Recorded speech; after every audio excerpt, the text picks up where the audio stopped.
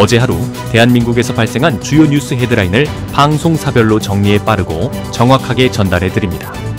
주요 헤드라인 뉴스 지금 시작합니다. JTBC가 뽑은 헤드라인은 윤석열 대통령이 내란 우두머리 혐의로 구속 기소된 가운데 관련 사건과 정치적 여파가 이어지고 있습니다. 12.3 내란 사태의 중심에 있는 윤 대통령은 형법 87조에 따라 국헌 문란 목적의 폭동을 일으킨 혐의를 받고 있으며 공소장에는 계엄 준비와 지휘에 대한 구체적인 지시들이 총망라되었습니다. 그런 가운데 국민의힘 비대위원장과 원내대표는 구치소에서 윤 대통령을 접견했습니다. 헌법재판소는 마은혁 헌법재판관 임명 보류 사건의 선고를 연기했습니다. 여당은 이를 절차적 오류 인정으로 해석하며 공세를 강화했습니다. 반면 야당은 여당의 헌재 흔들기가 도를 넘었다고 비판했습니다. 윤 대통령 지지자들 사이에서는 헌재 재판관 납치나 무장 시위와 같은 극단적 주장까지 나오며 사회적 우려를 키우고 있습니다. 검찰은 100여 쪽에 달하는 공소장에서 윤 대통령이 직접 언론사 단전 단수와 국회 봉쇄를 지시한 정황을 담았으며 특히 총을 쏴서라도 국회의원들을 끌어내라는 발언도 포함되어 논란이 거세지고 있습니다. 내일 열릴 5차 변론에서는 이진우 전 수도방위사령관, 여인영 전 방첩사령관, 홍장원 전 국가정보원 1차장이 증인으로 출석해 윤 대통령의 계엄 실행 지시에 대한 증언을 할 예정입니다. 경호처 핵심 인물들의 비화폰과 개인폰을 확보했으며 서부지법 폭동 세력 중 녹색 점퍼남을 체포하여 조사 중입니다. 윤 대통령 지지 세력은 분열 조짐을 보이고 있으며 상호 간의 비난을 이어가고 있습니다. 경제적으로는 글로벌 관세 전쟁과 금융시장 불안이 한국에도 영향을 미칠 가능성이 제기되고 있습니다. 트럼프 미국 대통령의 거침없는 행보가 이어지고 있으며 이재명 민주당 대표가 주춤하는 지지율을 의식해 우클릭 행보를 하고 있다는 의견이 있습니다.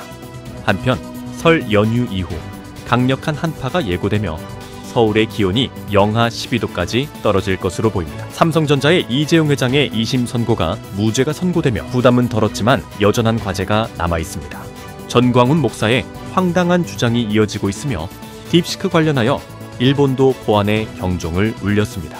윤 대통령 측은 계엄 선포가 경고적 성격에 불과했다며 혐의를 부인하고 있으나 검찰은 충분한 증거를 확보했다고 자신하고 있어 법정 공방이 치열할 전망입니다. MBC가 뽑은 헤드라인은 철수 지시는 없었다며 특전 사령관이 옥중에서 작성한 노트가 공개되었습니다. 그는 김용현 장관이 자신의 발언을 왜곡했다면서 자신의 표현은 의원이 맞다고 주장했습니다. 또한 경고용 계엄이라는 주장은 거짓말이며 군만 이용당했다는 점에 분노를 표했습니다. 정의구 현 사재단까지 수거하며 종교계까지 노린 정황도 드러났습니다. 특히 노상원이 아닌 김용현의 수첩에 적힌 내용을 불러준 것이라는 점을 강조하며 MBC 등 언론사의 단전과 단수를 지시한 것은 윤석열 대통령의 직접적인 개입이었다고 폭로했습니다. 국회와 선관위에 군 투입을 지시하며 1000명이면 충분하다고 언급한 내용도 밝혀졌습니다. 그는 윤 대통령이 군과 경찰을 동원해 폭동을 일으켰다고 낱낱이 기록했으며 윤 대통령을 접견한 국민의힘 의원들에게 내란 세력의 대변인이라는 지적이 나오고 있습니다. 또한 구치소로 당사를 옮기라는 내부 극우화 지시에 대해 내부에서도 탄식이 나왔으며 김성훈 차장의 비화폰이 확보되어 영장을 다시 신청할 계획이라고 전했습니다. 법원 유리창을 소화기로 깨부순 사건과 관련해 녹색 점퍼를 입은 용의자가 잡혔습니다. 헌법재판소에서는 절차 문제를 이유로 결정을 미루는 상황이 벌어졌으며 21세기판 사상검증 논란 속에서 재판관들을 흔들며 버티기가 이어지고 있습니다. 집권 여당은 헌재 결정을 무시하라는 선 넘은 주문을 하며 논란을 키웠습니다. 입춘에도 불구하고 최강 추위가 찾아오며 내일 서울 체감 온도가 영하 19도까지 내려갈 전망입니다. 강추위 속에서 은박담요가 다시 등장하며 법치 무시를 규탄하는 목소리가 나왔습니다. 한편 미국의 전방위 관세 폭탄에 각국이 보복 조치를 준비하면서 긴장이 고조되고 있습니다. 미국 수출 자동차 가격이 수백만 원 급등해 타격이 불가피할 것으로 보입니다.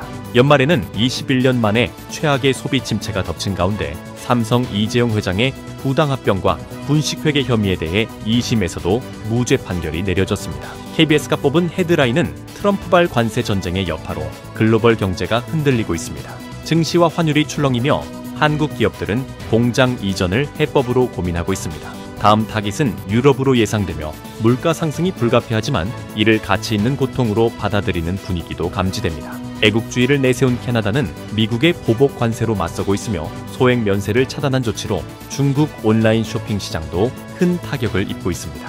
헌법재판소는 마 은혁 임명 관련 권한쟁의 선고를 정형 연기했고 최상목 대행은 침묵을 유지하며 여야의 해석이 엇갈리고 있습니다. 검찰은 윤 대통령이 군 병력을 동원해 폭동을 일으켰다고 적시하며 언론사에 단전과 단수를 지시했다는 주장도 제기했습니다. 한편 이재용 삼성전자 회장은 2심에서도 경영권 불법 승계 의혹에 대해 무죄를 선고받으며 10년간 이어진 사법 리스크를 해소했지만 삼성의 위기 극복 과제는 여전히 남아있습니다. 입춘 한파로 서해안에는 모레까지 최대 30cm의 폭설이 예보됐습니다. 군 부사관이 병사 휴대전화로 몰래 대출을 받은 정황이 드러났고 직장 내 괴롭힘 의혹으로 MBC가 경찰 내사를 받고 있습니다. 권영세, 권성동 의원은 윤 대통령과 면회하며 단합을 강조했고 52시간 근무제 예외 적용 논의는 2월 국회에서 처리될 예정입니다. 서부지법에서 폭력을 휘두른 남성은 기자가 아닌 것으로 밝혀졌으며 경찰은 63명을 구속하고 비화폰을 압수해 경호처와 협조 중입니다. 명절 증후군 극복을 위해 생활 리듬 회복이 중요하다는 조언도 이어지고 있습니다. 딥시크 개발비와 관련된 논란도 뜨거운 가운데 북한은 미국을 가장 불량한 국가로 지목하며 발언의 속내에 관심이 쏠립니다. 합동 감식이 진행 중인 화재 현장에서는 발화 원인 규명에 집중하고 있으며 미국에서는 또다시 여객기 엔진에서 불꽃이 발생해 승객들이 긴급 탈출하는 일이 벌어졌습니다. 초미세먼지로 태국은 휴교령까지 내려지는 등 환경 문제가 심각합니다. SBS가 뽑은 헤드라인은 미국과 중국 간의 관세 전쟁이 글로벌 시장을 강타하며 환율이 급등하고 증시가 급락하는 등 경제적 충격이 확산되고 있습니다. 최상목 대행은 가용수단을 총동원해 대책 마련에 고심 중이며 트럼프 대통령은 관세 전쟁을 유럽연합으로 확대할 것을 예고해 긴장감을 높이고 있습니다. 이에 각국은 보복 관세와 공동 대응으로 방역에 나섰으며 백악관은 한국 기업 사례를 언급하며 압박 수위를 높이고 있습니다.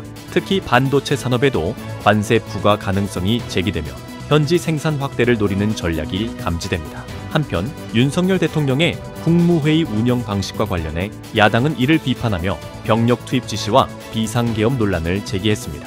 마 은혁 미임명에 대한 변론이 재개될 예정이며 윤 대통령을 접견한 국민의힘 의원들이 윤 대통령의 나치 발언에 반발하였습니다.